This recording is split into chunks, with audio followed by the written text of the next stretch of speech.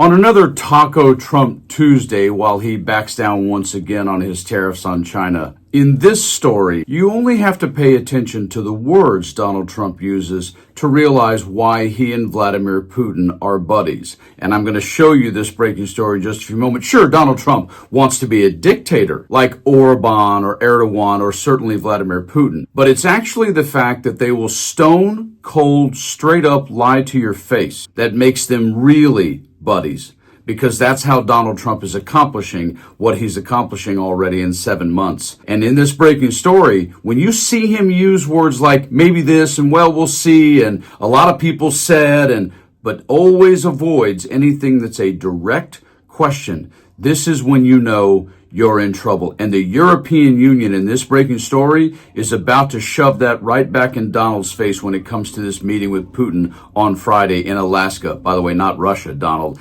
Take a look at this real quick. In a wide-ranging press conference, President Trump said that he will tell his Russian counterpart to end the war on Ukraine when the two men meet on Friday.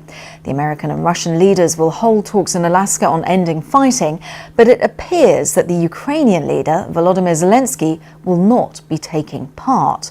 Well, Ukraine's European allies have been pushing hard to make sure that Zelensky does have a seat at the table. Well, yeah, because as Donald knows, it's always about the money, right? Now European Union's coughing up cash. They want some answers like this. And in the last few hours, the EU foreign ministers held a virtual meeting to discuss their next steps. I'm going in to speak to Vladimir Putin, and I'm going to be telling him, you got to end this war, you got to end it. The Europeans are desperate to exert some influence over that Friday meeting that they say they have been sidelined from. Maybe as I'm flying out, maybe as I'm leaving the room, I'll be calling the European leaders who I get along with very well. But Trump has disappointed U.S. allies in Europe by saying that Ukraine will have to give up some Russian-held territory. He also said that Russia must accept land swaps.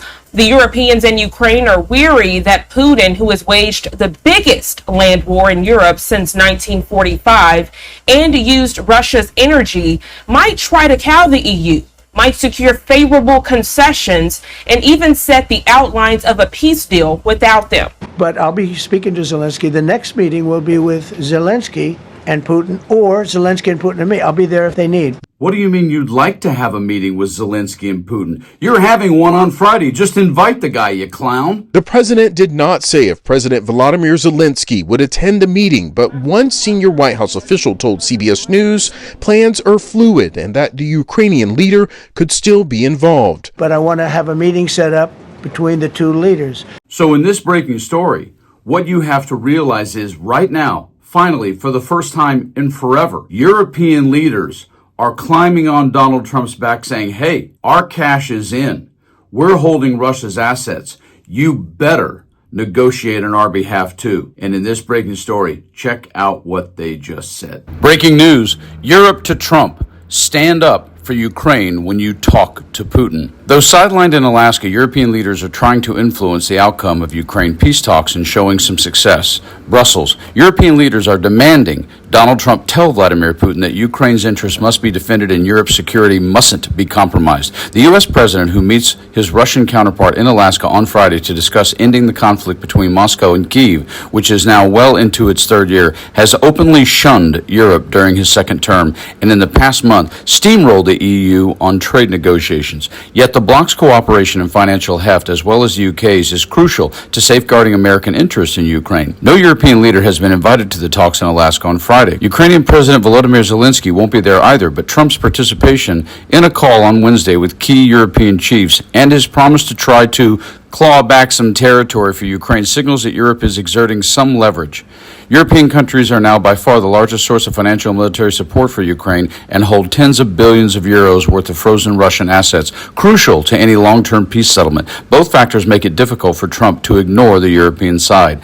In a statement released Tuesday morning, the leaders of 26 of the EU's 27 countries, minus Hungary, said they, in quotes, welcome the efforts of President Trump toward ending Russia's war of aggression against Ukraine. But the statement added, the path to peace in Ukraine cannot be decided without Ukraine. And tellingly, the EU leaders said, in quotes, international borders must not be changed by force. Announcing Wednesday's call with Trump on social media, German Chancellor Friedrich Merz said topics for discussion would include options for putting pressure on Russia, possible peace talks, territorial claims, and guarantees. Chief EU diplomat Kaja Kallas, after an emergency meeting of European foreign ministers on Monday, said that no concessions should be discussed before Russia agrees to a full ceasefire. In quotes, the sequencing of steps is important, she said in a statement. First, an unconditional ceasefire with a strong monitoring system and ironclad security guarantees. That sentiment was echoed in the EU leaders' statement on Tuesday. Earlier this week, the leaders of Germany, France, Poland, Finland, and the UK, as well as the head of the European Commission, warned that any peace deal needed to respect Ukraine's territorial integrity code for not forcing Kyiv to give up land, as well as security guarantees. Nonetheless, Trump, while indicating he envisions Ukraine ceding some territory to Russia,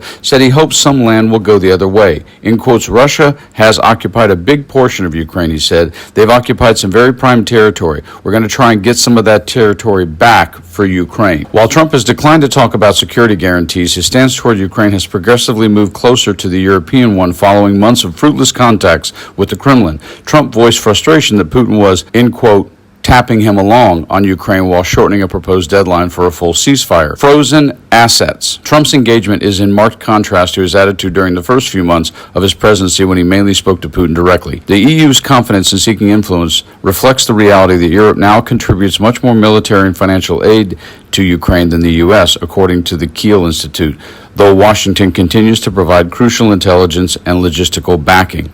Another source of leverage, the fact that some 200 billion euros in frozen Russian assets are held by Euroclear, a Belgium-based clearinghouse. The frozen assets are widely considered to be an important part of peace deal, with Ukraine demanding that they principally be used to pay for its reconstruction. Ukraine, for its part, has consistently demanded that Russia return prisoners of war, as well as thousands of kidnapped Ukrainian children, in any peace deal, demands that have won support from Europe. But that's what Trump does right there. Even despite the demand, he's still trying to side with Putin, claiming, well, you know, they were the USSR once. It was the Soviet Union, golden hammer and sickle. Maybe we should just let him have some of it.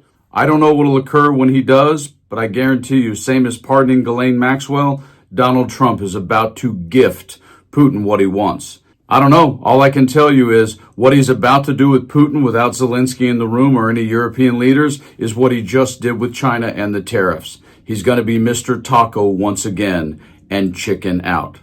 You guys stay frosty.